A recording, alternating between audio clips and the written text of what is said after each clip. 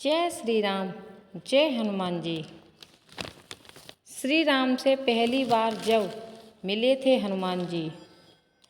ज्येष्ठ मास हनुमान जी को अति प्रिय है।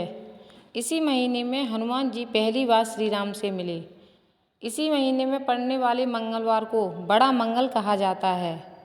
इस दिन विधि विधान से हनुमान जी की उपासना व्रत करने से भक्तों की सभी मनोकामनाएं पूरी होती हैं। ज्येष्ठ मास में शनिदेव जयंती, गंगा दशहरा, निर्जला एकादशी, वट सावित्री पूर्णिमा आदि विशेष पर्व तो आते ही हैं। साथ में यह मास भगवान हनुमान को समर्पित भी है। इस माह में पड़ने वाले मंगलवार को बड़ा मंगल कहते हैं। भाषा अपभ्रंश में इसे बुढ़वा मंगल भी कहा जाता है। जो जातक बड़ा मंगल के दिन विधि विधान से हनुमान जी की उपासना और व्रत करते हैं, उनकी मनोकामनाएं पूरी होती हैं और समस्याओं का समाधान होता है। इस वर्ष ज्येष्ठ मास में कृष्ण पक्ष और शुक्ल पक्ष मिलाकर 5 मंगलवार हैं, जो हनुमान भक्तों का कल्याण करेंगे। 13, 20, 27 मई और 3 एवं 9 जून को बड़ा मंगल पड़ेगा। ज्येष्ठ मास है अति प्रिय।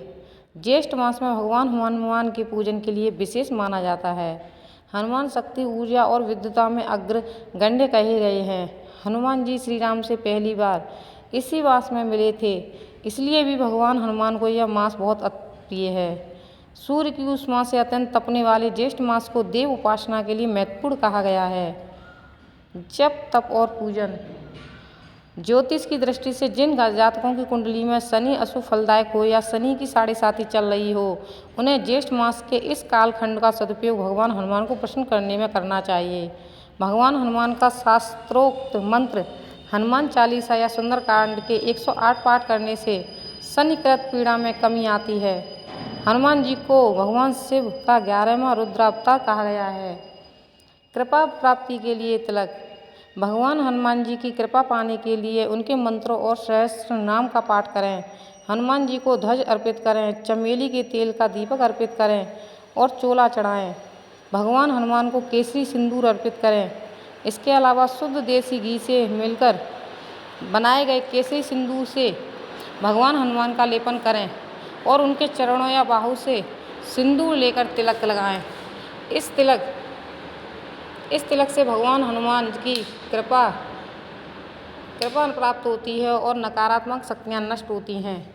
दान और गंगा स्नान। इस दिन शीतलता और छाया वस्तुओं का दान करें, मीठा जल दान करें, पशु पक्षियों के लिए जल की व्यवस्था करें। नदी का एक अन्य नाम ज्येष्ठा भी है, इसलिए इस मास में गंगा स्नान भी महत्वपूर्ण है। लगाएं अर्जुन का वृक्ष।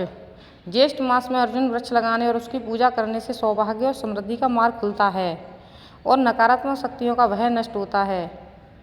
शक्ति और अदम्य साहस की वृद्धि होती है। शारीरिक और मानसिक स्वास्थ्य में सुधार आता है और नियम संयम से रहने पर आयु वृद्धि होती है तथा रोग नष्ट होते हैं।